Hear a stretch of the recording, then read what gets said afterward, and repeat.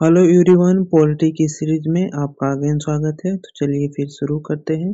दोस्तों, अब बात करेंगे विधानमंडल की। ठीक है, राज्य विधानमंडल की। संविधान के भाग 6 में अनुच्छेद 168 से 212 तक राज्य विधानमंडल के संगठन, कार्यकाल, अधिकारियों के विशेषाधिकार, शक्तियों का प्रावधान है। वही राज्य विधानमंडल के गठन की बात करें तो एकरूपता नहीं होती है। अधिकतर राज्यों में एक सदनीय व्यवस्था है, जबकि कुछ में द्विसदनीय व्यवस्था है। दोस्तों, 22 राज्यों में एक सदनीय व्यवस्था है, जिसमें राज्यपाल, विधानसभा शामिल होती है। वहीं 6 राज्यों में द्विसदनीय व्यवस्था है, जिसमें जो है कि राज्यपाल, विधान परिषद और विधानसभा शामिल होते हैं। ठीक है, एक सदनीय व्यवस्था में दोस्तों राज्यपाल और विधानसभा शामिल होते हैं। ठीक है, याद रखिएगा। वहीं द्विसदनीय व्यवस्था में राज्यपाल, विधान परिषद और विधानसभा तीनों शामिल होती हैं। ठीक है, ये डिफरेंस होता है। वहीं विधानसभा के गठन की बात करें तो विधानसभा के प्रतिनिधियों को प्रत्यक्ष मतदान से वयस्क मताधिकार द्वारा चुना जाता है और इनकी संख्या अधिकतम जो है कि 500 होती है, न्यूनतम 60 होती है। हालांकि अरुणाचल प्रदेश, सिक्किम, गोवा के मामले में ये 30 हो सकते हैं। ठीक है। वहीं विधान परिषद की बात करें तो विधानसभा के सदस्यों के विपरीत विधान परिषद के सदस्य अप्रत्यक्ष रूप से चुने जाते हैं और परिषद के अधिकतम संख्या जो है कि विधानसभा की 1/3 और न्यूनतम 40 निश्चित की गई है। इसके अलावा 1/3 सदस्य स्थानीय निकायों जैसे नगर पालिका, ठीक है, जिला बोर्ड आदि से चुने जाते हैं। इसके अलावा 1/12 सदस्य को राज्य में रह रहे 3 वर्ष के स्नातक छात्र निर्वाचित करते हैं।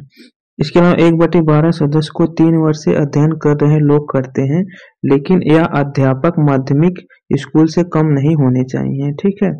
वहीं 1/3 सदस्यों का चुनाव विधानसभा के सदस्यों द्वारा होता है। वहीं बाकी सदस्यों को राज्यपाल जो है कि साहित्य विज्ञान के अनुभव पर नामित करते हैं। ठीक है।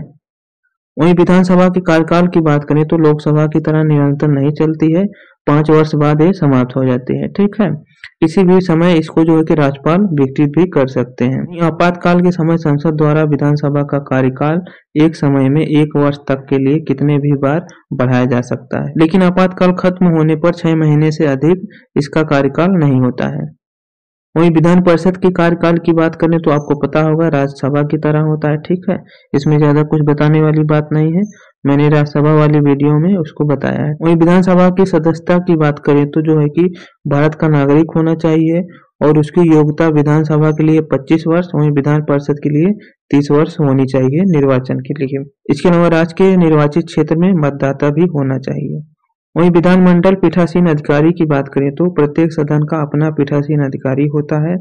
विधानसभा के लिए दोस्तों अध्यक्ष होता है। वहीं विधान परिषद के लिए सभापति और उप सभापति होते हैं। वहीं विधानसभा अध्यक्ष की बात करें तो विधानसभा के सदस्य अपने सदस्यों के बीच से अध्यक्ष को निर्वाचित करते हैं और विधानसभा के कार्यकाल तक अध्यक्ष अपने पद पर बना रहता है। इनको 3 परिस्थितियों में पद से हटाया जा सकता है। यदि विधानसभा सदस्यता समाप्त हो गई हो, इसके अलावा यदि उपाध्यक्ष को अपना ये लिखित त्यागपत्र देते हैं। वहीं यदि विधानसभा के तत्कालीन समस्त सदस्यों के बहुमत से पारित संकल्प द्वारा उसे हटाया जाए, लेकिन इस प्रकार के प्रस्ताव को 14 दिन से पूर्व सूचना के बाद ही लाया जा सकता है। ठीक है, यदि इनको हटाना है तो 14 दिन पहले इनको सूचना देनी पड़ती है। वहीं विधान परिषद सभापति की बात करें तो विधानसभा के अध्यक्ष की तरह ये भी होते हैं, लेकिन अध्यक्ष की तरह सभापति को विशेष अधिकार प्राप्त नहीं होते हैं। जैसे अध्यक्ष की तरह विधेयक को वित्त विधेयक है या नहीं फैसला ये नहीं कर सकते, इसका अधिकार इनके पास नहीं होता है। इसके अलावा सभापति और उप सभापति को वेतन भत्ते राज्य विधानमंडल द्वारा निर्धारित संचित निधि से राज्य से दिए जाते हैं। इसके अलावा कार्यकाल और समाप्ति विधानसभा के अध्यक्ष की तरह होता है। वहीं राज्य विधानमंडल सत्र की बात करें तो राज्यपाल समय समय पर बैठक बुलाता है।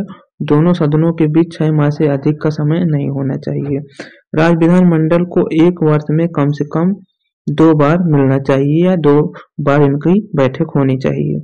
वहीं विधानसभा विघटित होने पर जो है कि कौन सा विधेयक खारिज हो सकता है उसकी बात करें तो इससे विधानसभा में लंबित विधेयक समाप्त हो जाता है, चाहे विधानसभा द्वारा प्रारंभ किया गया हो या फिर इसे विधान परिषद द्वारा भेजा गया हो। वहीं विधानसभा द्वारा पारित विधेयक लेकिन विधान परिषद में लंबित हो तो खारिज हो जाता है। इसके अलावा ऐसे विधेयक जो विधान परिषद में लंबित हो लेकिन विधानसभा द्वारा पारित ना हो, खारिज नहीं किया जा सकता है। ठीक है। इसके अलावा ऐसा विधेयक जो विधानसभा द्वारा पारित हो या दोनों सदनों से पारित हो लेकिन राज्यपाल या राष्ट्रपति की स्वीकृति के कारण रुका हो और समाप्त नहीं होता है। इसके अलावा ऐसा विधेयक जो विधानसभा द्वारा पारित हो या दोनों सदनों द्वारा पारित हो लेकिन राष्ट्रपति के पुनर्विचार हेतु लौटाया गया हो, समाप्त नहीं किया जा सकता। वहीं कोरम की बात करें तो किसी भी कार्य करने के लिए उपस्थित सदस्यों की एक न्यूनतम संख्या का होना जरूरी होता है, जिसमें सदस्यों का 1/10 हिस्सा पीठासीन अधिकारी सहित होना चाहिए।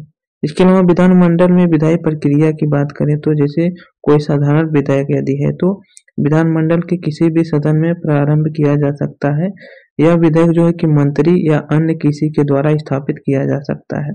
ठीक है, विधेयक स्थापित करने के बाद 3 स्तर से गुजरता है, जैसे आपको पता होगा प्रथम पाठन, द्वितीय पाठन और तृतीय पाठन। ठीक है, इसके बाद जो है कि विधेयक पारित होने के बाद दूसरे सदन में विचार के लिए भेजा जाता है।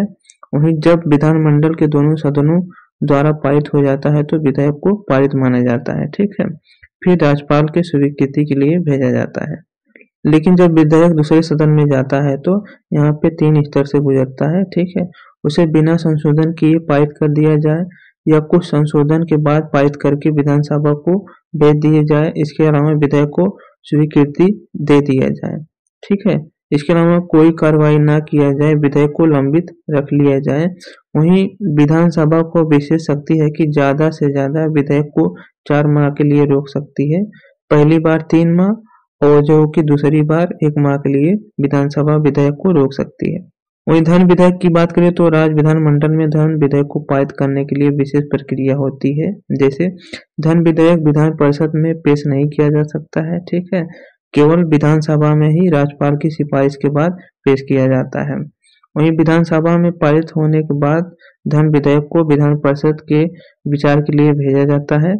वह न तो इसे अस्वीकार कर सकती है और न ही इसमें कोई संशोधन कर सकती है। इसके अलावा 14 दिन में विधेयक लौटाना होता है धन विधेयक को। तो इसी लगी दोस्तों वीडियो कमेंट करके बताएं। मिलते हैं नेक्स्ट वाली वीडियो में। धन्यवाद।